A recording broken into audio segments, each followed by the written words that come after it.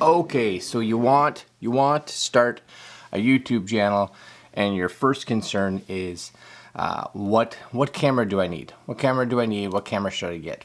And there are lots of people out there that will give you their ideas. They'll give you their thoughts, which is great. We should take them all in. But I've even watched some because I wanted to kind of see what people were saying before I made this video, because everybody's got an opinion, which they're allowed to have, but really the final decision comes down to really what kind of videos you're going to make and your budget, and if you're actually going to use it. So here in my little studio, I'm fortunate enough to have over the years been able to save up and change cameras and use different cameras, and if you look at my videos that I shot years and years and years ago, I always look back at them and be like, wow, those aren't really that good at all. But to be honest with you, a lot of the videos that perform the most, because of course they've been out the longest, or performed the best, I guess, were not shot necessarily with the best camera gear. It was shot at the moment. It was captured. It was something that, for whatever reason, people wanted to see, and that's the video that performed the best. Now, we should be looking at a camera. You should be looking at a camera that fits your needs for what style of video you are looking at shooting. Plus, of course, budget is going to play a big role. Could I or should I be telling each and every one of you what you should be doing is buying the biggest cinema camera out there? You should buy a RED camera. Well, you know what? If you can afford a RED camera and you're going to be doing a lot of production style stuff, that may not be a bad idea. But I don't use anything like that. And we'll talk about the cameras I use and the reason that I use them. And then you may be able to associate with that and be like, yeah, that's kind of what I would do. So, number one, and we've all heard this, the best camera is the camera that you have with you. And I will agree and disagree. The best shouldn't be just because it's with you. The best is what's best. But your smartphone, right? The smartphone nowadays, I still think is a good option. And if you watch our vlog videos, for instance, they are, I would say, at least 50%, if not more, shot with this phone right here. Because I have it with me. I go for a walk and I feel like talking about it. Well, I have it with me. I'm not going to miss that opportunity because I didn't bring a different camera with me. Nor am I going to go for a walk all the time and bring a big camera with me. I'm just not going to do it. So smartphones nowadays, really good, right? They'll shoot at least 1080, which is fine for YouTube. A lot of them shoot 4K, which is even better, of course. Some of them have amazing stabilization. The iPhone, for instance, amazing stabilization. Here's my tip though, if you are shooting with a smartphone, get in the habit, because we all have the front-facing selfie cam, I guess, which is great because you get to see yourself. But if you are using this to vlog or anything like that, get in the habit of turning this on, hitting the record button, and then shooting with the rear cameras. Especially if you have a good ultra wide, you'll get used to where you kind of have to aim the cameras at to get yourself centered, because the cameras on the back, of course, are way better. So if you can do that, that's my recommendation. I've been doing that more so recently. Usually the stabilization is way better on the rear cameras than the front. You get wider on the rear than the front. They're just better cameras. So get that camera out there, but use the rears. Just get in that habit of doing that. Just practice, right? So yeah, number one, for those of you that have a smartphone, and that's the only thing possibly that you can afford, don't let that stop you from shooting videos. They're great cameras, and you just got to get stuff out there. And at the beginning especially, you just need practice. So practice. If you can make this look good, then when you end up getting a bigger camera like this, just imagine what you can do, right? Just imagine what you can do. Now, again, depending on what you are shooting, we do a lot of motorcycle rides, motorcycle vlogs, I guess, as well on this channel, especially in the summer, not so much in the winter, but I use these, right? Here's a GoPro. You guys can see that maybe. There's a GoPro. This is just a Hero 7. Do I need anything fancy? Do I need the newest GoPro Hero 10? No, I don't. This, perfect. It's nice and wide. It shoots a wide image, which I love. It's pretty dependable. Whatever, it does a great job. And these are way less expensive now because, you know, it's the 7, the 8, the 9, the 10th have been out. Perfect. If you can find this for a good deal, like especially if you can find it, you know, around that $300 mark Canadian, so maybe $200 US, that's get that because really good. I shoot primarily when I'm out riding on a motorcycle or doing anything where framing can become an issue, or stabilization can become an issue, or size, I just don't want anything big, can become an issue, right? I shoot with this, right? And this is my, where is it here? There we go. This is my Insta360 X2. Now I shoot with this one as well as the Insta360 R. Both of them I really like. And if you were not as much on a budget, right? This one you're like, yeah, I can afford that, but I could afford more. Then I would actually, myself, make sure that you look at the Insta360 One R, because I really like that system, because you do get a really nice wide 4K camera because it's modular, and you get the 360 camera, which is great. And for those of you that are doing some vlog videos, it might be good. You're doing action sports, might be good. You want to get into like motor vlogging or vlogging while doing some activity, this is good. Well, either one is good. And they have ridiculous stability. Like it's just, I don't understand sometimes how good it is. And this and the One R both have the ability to have external mic jacks, which really important. And that's another thing that, you know, if you and I are getting into doing stuff, especially that requires sound, right? Make sure any of these cameras, this included, right, that it can take an external mic, because that's really important. Because it was funny, I was watching a video, I can't remember who it was the other day, and their big thing was make sure you get a camera that can at least produce X amount of quality, right? It needs to have X amount of quality. And I was like, I don't know if I agree with that. And then further in the video, he was just like, so most of you know that, you know, it doesn't really matter the quality of your video as long as the audio is good. And then I was like, okay, I agree with that part, because if the audio is garbage, we just turn it off and we're gone.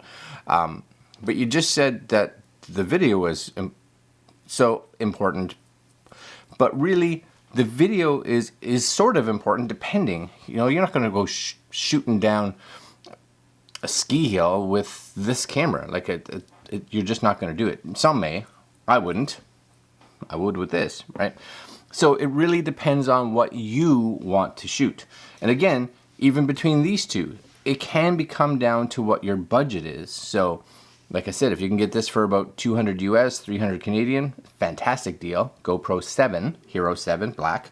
And if you have more monies, then I would look at something like the Insta360 One R or the One X2. Now, realize when you get into a 360 camera that you also may need the resources of a newer phone or the resources of a newer computer that has the horsepower to be able to work with that kind of footage. And that's something that you really have to put into the equation as well, right? Because that's not something that a lot of people talk about when they are talking about what camera to get. You're shooting a video for YouTube and you have a computer that you bought 8 years ago. There's going to be issues, right? So maybe you only want a 1080p video because you can actually edit it. Yes, editing is kind of important. Okay, so we've got phone, we've got action cameras, right? That's kind of your I want to say your budgety options to get into, but could be really good options depending on what you need. Next one for me is really just stepping into like mirrorless. And mirrorless, of course, are going to have different levels. And if I had to tell anybody that had $1,000 or less what camera to possibly get, that I would be like, it's a highly recommended one if you really, for me, if you wanted to get into these. Two cameras actually. One is the Canon M50, which actually I just sold to someone online, which I hear that they're having a fantastic time with it, so excellent. That camera there, the M50, beautiful 1080 out of it, really nice 1080, really nice photo camera in general, and you get the ability to kind of attach lenses and stuff, so that's a nice camera. But for me, I actually went with this guy, right? This guy here, I guess, there it is. The Sony ZV-1. Two things. You get, image quality-wise, really good. There's some really tips and tricks to get the stabilization to work really well on it, especially if you're using this as a vlog, because it is a 24mm equivalent lens, like when you buy it. And I don't find, unless you have really like long arms, that's long enough. Now you can get a little tiny selfie stick that'll just remedy that right off the bat, right? Or you can get like what I have, and this is, I'll just zoom this in again here. This is the Ulanzi little, probably heard of it if you've ever looked at the ZV-1. This is their little wide angle adapter. And I have people always asking, does it stay stuck? Because there's so many people that complain that it falls off. Here's the tip, right? Anytime you're sticking anything with like a 3M sticker on it, two things. Make sure you're doing it in a temperature, like a temperature, I want to say controlled room, so it's not overly cold or overly hot, so that the sticky can stick and actually like glue itself on properly. Make sure everything's clean, which is really good. And here's the big one that nobody seems to do, is once it's on there and stuck, and you're like, yeah, it's good. Don't mount the glass and stuff on it, or if you do, mount it and just leave it like this, so that it can start its process of actually finalizing that sticking, right? Because it needs to sit on here for 24 or 48 hours so that the glue can actually dry. So you want to make sure you do that, because a lot of people are like, okay, it's on there, and of course they go to shoot and it falls off, and it's because the glue didn't have a chance to dry. So like that's not coming off. Like, I've had this on here now since the summer, and I use this thing a lot, like a lot. This is a fantastic little camera. I really like it. It's small, right? It's not a lot bigger.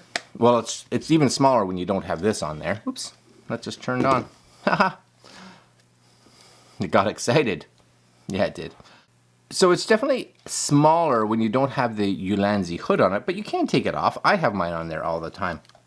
But this, I think, you know, in that price range, just fantastic little camera. And you're gonna get a mirrorless camera, which puts you into that that world of mirrorless, which is kind of nice. A little bit bigger, of course, than carrying around your smartphone, but it gets you into the habit of having to carry something around. Some people may like that. You get really good audio, actually surprisingly good audio out of the camera by itself, but you can, again, hook in an external mic or anything like that, which is really nice.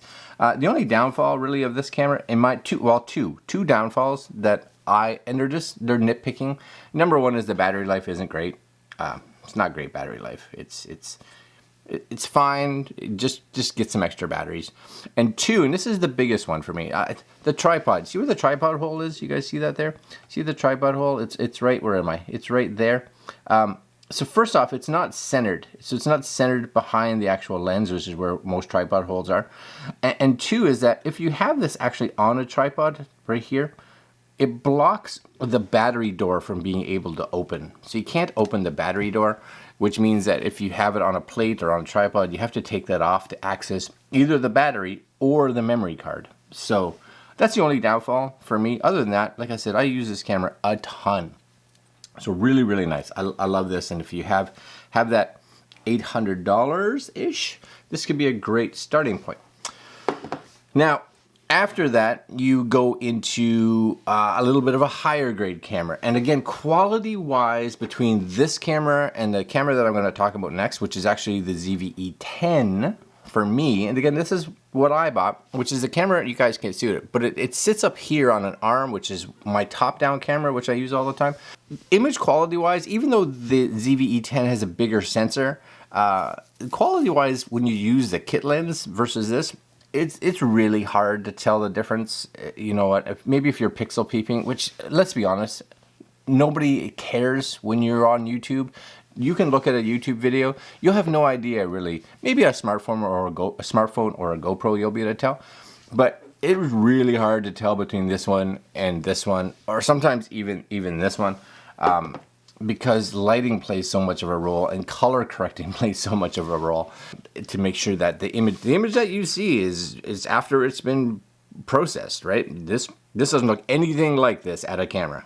Just be aware, there's work that's involved. Anyway, the ZV-E10, if you can still get it, because I know they were kind of slowing down production, but the big difference, of course, is that it has interchangeable lenses, which means that this is a camera that will grow with you a little bit, right? So, you get this with the kit lens, which is great, very similar to what this has on it, which can't be changed, of course. But now you have a body that you can keep a little bit. You can start investing in some lenses. You can get a wide lens, you can get a telephoto lens. You can get all kinds of lenses that fit your needs. Now, of course, that adds to budget because you're looking at these two cameras, the ZV-E10 and this guy, about the same price, very similar.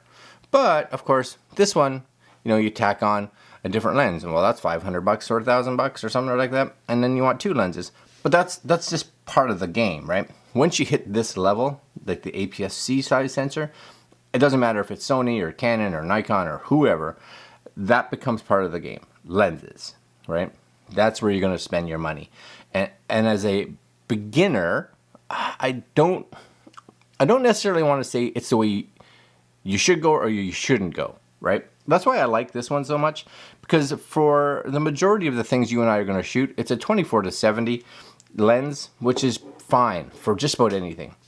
But if this is a camera that you're like, no, I am gonna keep this for the next 2, 3, 4, 5 years, right? Because I'm not a YouTube influencer that gets free camera gear or makes a ton of money and can just buy new cameras every year. Then, a camera like this, which allows you to invest in lenses as you go forward, can be a really good idea because you buy the camera with the kit lens, great. Once you save up enough money, you realize, do I need more telephoto? Do I need more wide? Do I want a shallower depth of field? Let's find the lens that gives me that, right? And then you can invest in that. Yeah, then that's a great option, which is one of the reasons I went this one, because I have the kit lens, which is perfect for this. And I have an 85 1.8, not an 85. It converts to an 85 because of the crop. It's a 50, 53, 56, I think it is, 1.8 or 1.4, something like that. Really shallow depth of field, which I really like. I don't use it very often, but when I do, great to have. So I do like that one. But that's why you would go with this. Last but not least, you're going to full-fledged, full-frame, large mirrorless camera. And again, you know what? Don't let anybody say, oh, get a Sony. Or don't let anybody say, get a Canon. Don't let anybody say, get a Nikon. Unless they explain to you the reason behind it. I shoot Canon. I shoot a Canon R6 here. Works great. It does what I need it. Would a Sony fit in this spot? Yeah, probably. Would it do the same job? Yeah, probably. The reason I went with the Canon EOS R6 is because the features of it are exactly what I needed for the shoot that I am producing. Plain and simple. This camera up here, which you guys can't see out of shot, is a Canon RP. It's the cheapest full frame at this point in time that Canon makes. Why do I choose to use an RP? Because it does what I need it. This is a camera that can shoot 4K, but it shoots 4K with absolute garbage autofocus. Let's just throw it out there. The autofocus on the RP, not good. But guess what? Manual focus. It has to shoot this area of the table. So I've got it locked to this area of the table, and the settings never change. Perfect. And it's a great little photo camera. Perfect. Love it. So look at what you need. And it shoots really good 1080 for sure. Eye tracking, face detection, all that good stuff. Why would you go with this camera? Well, because you have enough money to do so. And I would think that you want a camera not just for photo and or for video, but kind of for both. and it's your one camera that you're gonna invest in for the next 5 years or more. The other thing just to kind of realize when you look at a camera, I think like this, is that it does a lot of times need that extra work, because we always see, and I find it funny, we go online and we see a lot of these photographers and YouTubers, and they're selling like LUTs, and I use LUTs. I use some of the LUTs, but one of the things to realize too is that that's not all camera, right? It's not, oh, I shoot with this camera and I'll be able to get those results. Look at that photo. Well, no, the photo in itself, for one, was shot with the right lighting, the right exposure, the right everything. Then the LUT was added, and then there was more tinkering. Okay. So just kind of realize there's a lot of things to kind of, when you're wanting to buy a camera for YouTube, or honestly for anything else, figure out what your budget is, right? Figure out how long you possibly want to have this camera for, because that may change your thought as well, because if you are going to have it for a little longer, maybe you want to save up a couple more pennies to get a better camera, if that better camera is going to be able to produce the image that you want it to do, right? And again, find out what you're going to be using this camera for. I could not, for me, just have this camera. I couldn't, because I couldn't do moto vlogging. Honestly, I wouldn't want to take it traveling because it's just heavy all the time. If I had to pick one camera, honestly, it would either be this little guy, which I really like. This would probably be, if I had one camera, probably this. But maybe the Insta360 One R, because I get a 360 camera and a 4K camera. But again, it really depends. So don't let a specific video, including mine, right, make that decision for you which camera you should get. Realize that it's based on an opinion, and the person that is shooting is probably talking to you based on their experience, which may be a totally different circumstance or a totally different style of video than what you're gonna make, right? Or that you are intending to make. So realize what kind of camera fits your needs. Once you realize that, then spend some time searching out that camera and searching its specs and figuring out how you actually use that camera, and make sure that you have the lighting to go with it, the mics to go with it, and possibly the computer that has the horsepower to go with it, because those are all important things. Long video, but I think it's really important for you guys to kind of figure out why you should choose a specific style of camera, and don't let the influence of necessary influencers, that includes me, make that decision for you. It's your decision. Hopefully you get a camera that'll allow you to make lots of videos, and we'll see you guys tomorrow. Later.